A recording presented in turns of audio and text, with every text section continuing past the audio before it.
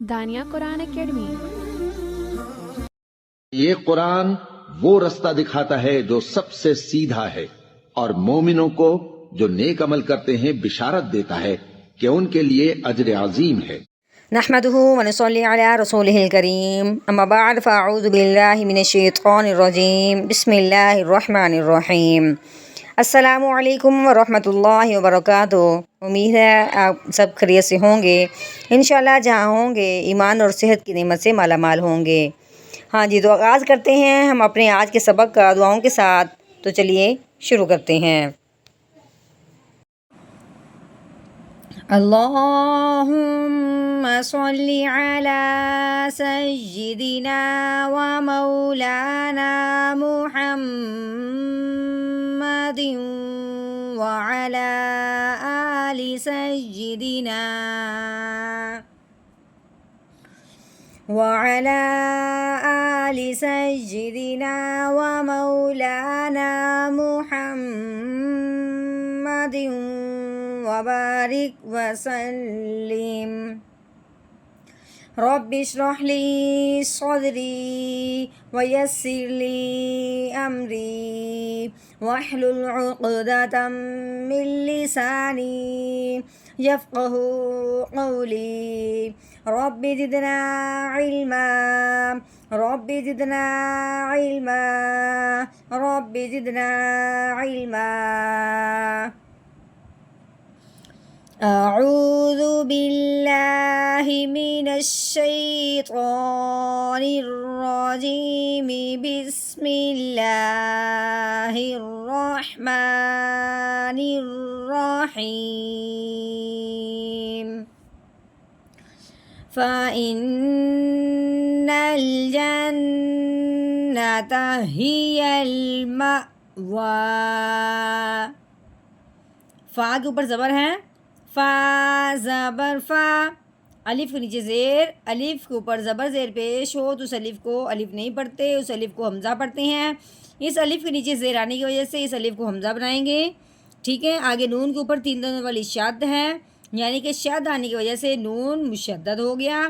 مشدد حرف جو ہوتا ہے وہ پچھلے والے کو اپنے ساتھ ملاتا ہے، لیکن جب مشدد حرف نون ہو تو اس پہ ہمیشہ غنہ کرتے ہیں۔ تو اب ہم نے کیا کرنا ہے، اس حمزہ کو اس نون مشدد کے ساتھ ملاتے ہوئے ایک الف کے برابر لمبا غنہ کرنا ہے۔ حمزہ نون زیر ان فا ان۔ اب نون کو اس لام ساکن کے ساتھ ملانا ہے، نون لام زبر نل فا ان نل۔ جیم کے اوپر زبر ہے، نون کے اوپر شد ہے، یعنی کہ نون پھر مشدد ہو گیا۔ اب ہم نے جیم کو نون مشدد کے ساتھ ملانا ہے، ساتھ ساتھ ایک الف کے برابر لمبا غنہ بھی کرنا ہے۔ جیم نون زبر جن۔ اب نون کے اوپر زبر ہے، نون زبر نا جنہ۔ تا کے اوپر زبر ہے، تا زبر تا جنتا۔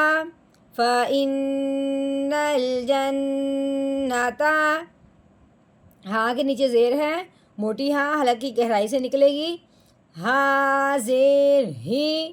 یا کے اوپر زبر، آگے لام کے اوپر جزم آنے کی وجہ سے لام ساکن ہو گیا۔ اب ہم نے یا کو لام ساکن کے ساتھ ملا کے پڑھنا ہے، یا لام زبر یل ہی یل۔ میم کے اوپر زبر ہے، آگے کیا ہے الف، الف سے پہلے حرف پہ جب زبر آئے تو اسے ایک الف کے برابر لمبا کرتے ہیں، لیکن یہاں کیا ہے الف کے اوپر جزم آنے کی وجہ سے اب ہم نے اس الف کو الف نہیں پڑھنا، کیونکہ ابھی ہم نے قاعدہ پہلے بھی پڑھا ہے کہ الف کے اوپر زبر زیر پیش آئے یا جزم آئے یا شد آئے، جو بھی آئے اس الف کو الف نہیں پڑھتے، اس الف کو حمزہ پڑھتے ہیں۔